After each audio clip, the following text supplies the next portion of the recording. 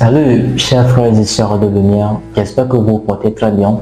Soyez la bienvenue encore une fois dans cette nouvelle vidéo. Moi aussi je me porte super bien, j'espère que de même chez vous. Dans cette vidéo, nous allons encore une fois aborder un sujet très important. Cette vidéo sera une vidéo tellement importante qu'il est important pour vous de la suivre jusqu'à la fin. Dans cette vidéo, nous allons voir ensemble comment est-ce que vous pouvez vous connecter à vos ancêtres. Comment est-ce que vous pouvez être en connexion avec vos ancêtres, en communication avec vos ancêtres. Comment est-ce que vous pouvez être connecté à vos ancêtres.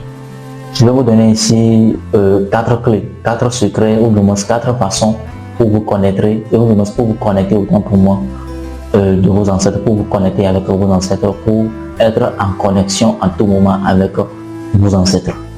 Si c'est votre première fois ici, soyez les bienvenus. Je m'appelle Pascal Lega.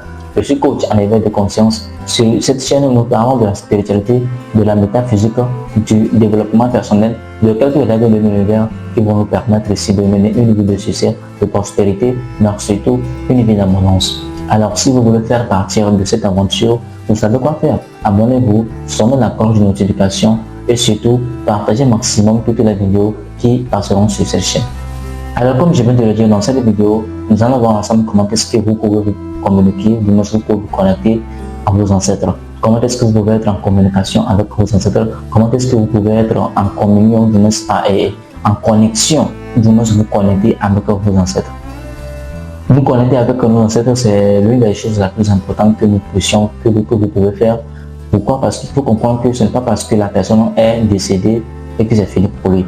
La mort en soi n'a pas quelque chose de négatif. La mort en soi ne signifie pas la fin. La mort de façon générale ne signifie pas la fin de la personne, ne signifie pas, c'est pas que la personne c'est fini pour lui, la personne ne vit plus. Non, non.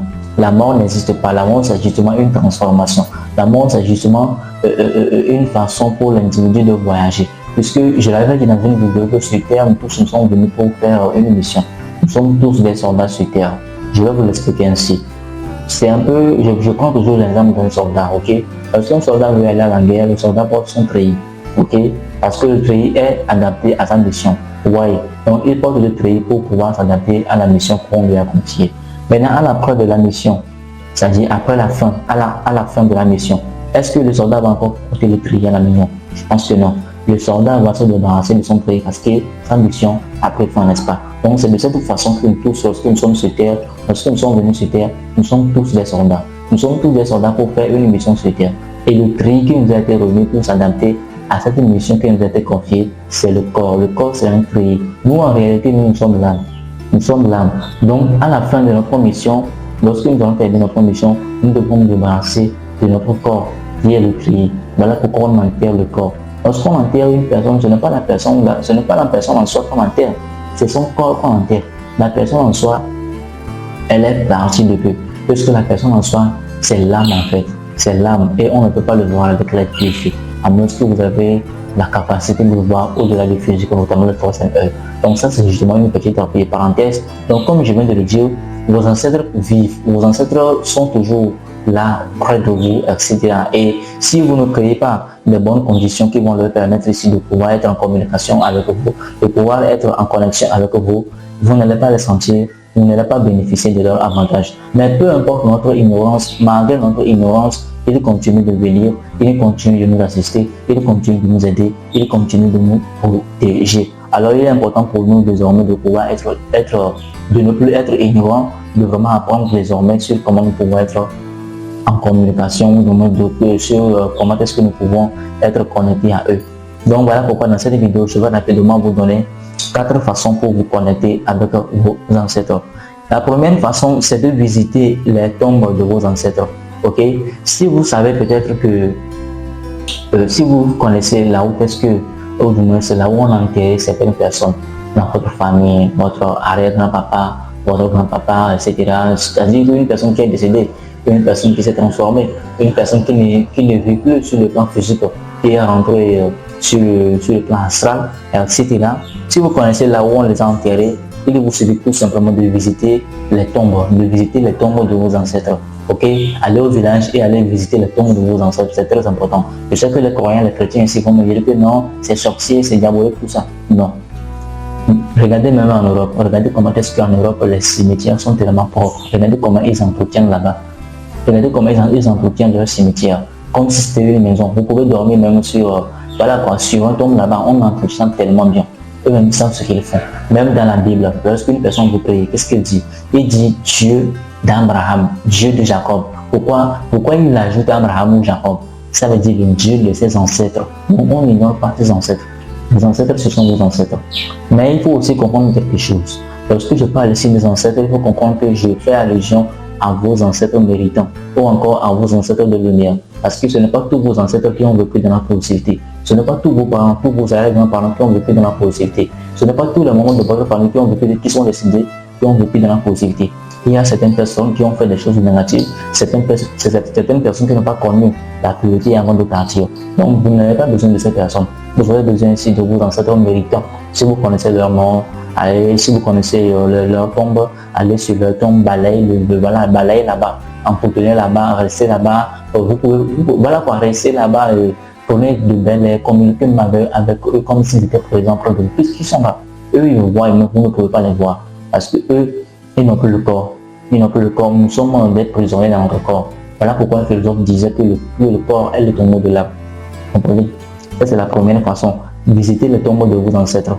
Deuxième façon, c'est d'organiser une réunion de famille pour honorer les souvenirs de vos ancêtres.